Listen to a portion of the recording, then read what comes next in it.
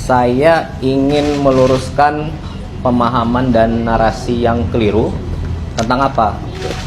Jadi kemarin ada sedikit pihak yang menyampaikan bahwa program makan bergizi gratis itu mengurangi program dan anggaran pendidikan, sehingga sekolah terbengkalai, kemudian guru-guru tidak diperhatikan. Oke ya.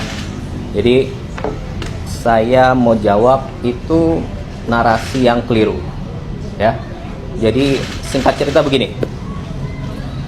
Yang pertama, makan bergizi ini bertujuan untuk meningkatkan kualitas sumber daya manusia, dalam hal ini siswa dari PAUD, TK, SD, SMP, SMA dan setingkatnya untuk memperoleh pendidikan di sekolah. Oke. Kemudian anggaran pendidikan ini sudah disepakati bersama oleh DPR, pemerintah, termasuk Badan Anggaran DPR tahun lalu pada September kalau tidak salah, untuk digunakan di 2026, termasuk isi dan peruntukan dari anggaran pendidikan ini. Itu ya. Oke. Kemudian pertanyaannya adalah, apakah program makan bergizi ini mengurangi program pendidikan? Oke. Saya jawab tidak. Faktanya tidak ada program strategis pendidikan dari periode sebelumnya yang tidak berjalan sekarang. Tidak ada program dari periode sebelumnya yang dihentikan. Semuanya berjalan. Semuanya berjalan, bahkan ditambah. Ya. Ada Kartu Indonesia Pintar berjalan. Ada program Indonesia Pintar berjalan. Bahkan Presiden Prabowo menambahkan ada sekolah rakyat. Untuk apa? Anak-anak yang tidak bisa sekolah, putus sekolah, atau mungkin bahkan dia tidak pernah sekolah, disekolahkan di sekolah rakyat. Ya, diberi penginapan, diberi pendidikan, diberi makan gizi dan dijamin kesehatannya. Per sekarang, tahun lalu dalam 1 tahun saja sudah hampir sampai 16.000 sampai 20.000 siswa. Oke, ada 166 sekolah. Tahun ini akan dibangun lagi 100 sekolah. Itu satu. Kemudian yang kedua, ada yang bilang sekolah terbengkalai. Iya, itu adalah masalah dari dulu. Sekolah rusak, sekolah ada yang kurang baik. Nah, dan Anda harus ingat, sekolah itu adalah kewenangan dari pemerintah daerah. Aturannya seperti itu. Jadi SMA itu kewenangan gubernur, SD dan SMP itu kewenangan bupati dan wali kota. Tapi di zaman Bapak Presiden Prabowo, karena dari dulu sudah rusak dan bermasalah tapi tidak tertanggulangi, kita renovasi.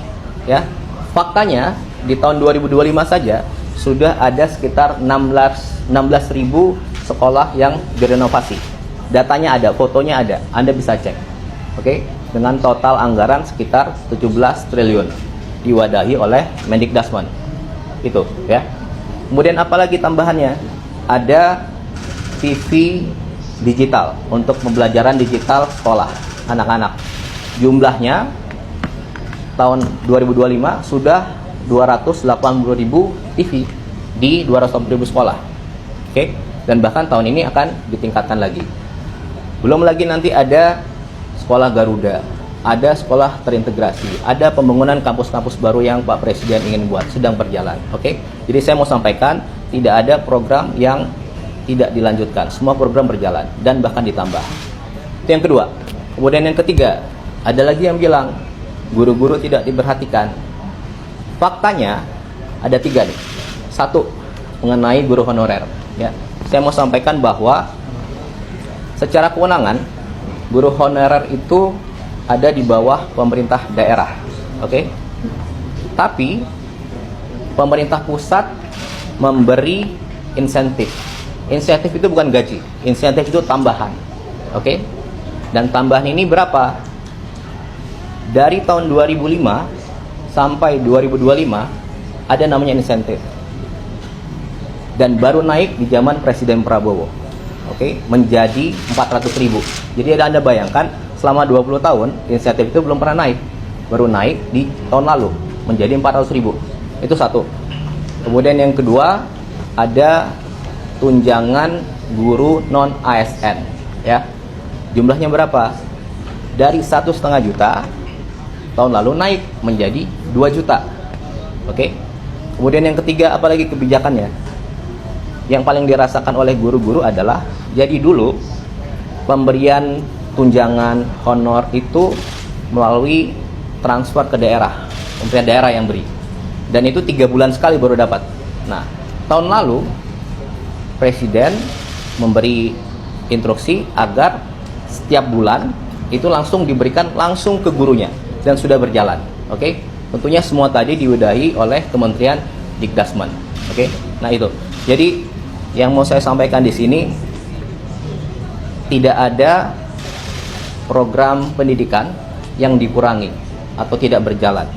Seluruhnya berjalan, dilanjutkan, bahkan ditambah, dan lebih detail, lebih fokus kepada siswanya, sekolahnya, dan juga gurunya, ya. Jadi saya rasa itu menjawab semua pertanyaan. Itu aja kira-kira yang bisa saya sampaikan. Oke, terima kasih. Mas, kalau boleh tanya, kan lagi ramai juga di sosmed mengatakan kalau misalkan setelah ada program MBG ini bahan-bahan kayak cabai bawang itu pada naik melonjak. Nah, terus habis itu ada beberapa yang mengatakan juga UMKM malah jadi turun kayak ikan malah kan itu. Nah, itu boleh nggak sih Mas dilurusin lagi gimana kalau misalkan dari program ini sebenarnya tidak menyenggol arah situ? Oke, intinya saya mau jawab. Ini tadi saya bilang, program MBG ini untuk meningkatkan kualitas sumber daya manusia. Oke, kalau yang tadi itu nanti Kepala Badan akan menjelaskan besok detail. Beliau akan memberikan secara detail khusus mengenai apa yang harus dibenahi dan dilaksanakan ke depan. Itu ya kira-kira. Oke, saya mau jawab yang perihal tadi itu. Oke, itu aja.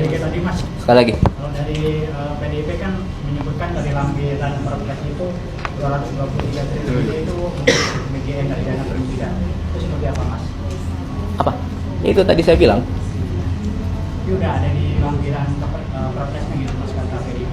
Iya, jadi namanya anggaran pendidikan itu 20% dari APBN. Oke. Nah, di tahun ini 769,1 T itu 20%. Oke. Dan itu anggaran pendidikan. Anggaran pendidikan itu apa? Banyak. Isinya peruntukannya, ya. Dan isinya peruntukannya itu sudah disepakati bersama tahun lalu oleh pemerintah, DPR, dan Badan Anggaran DPR, yang mana ketua bangkatnya juga PDIP, gitu kira-kira. Dan tadi semua hal itu adalah termasuk MBG adalah fondasi awal untuk memperbaiki pendidikan ke depan.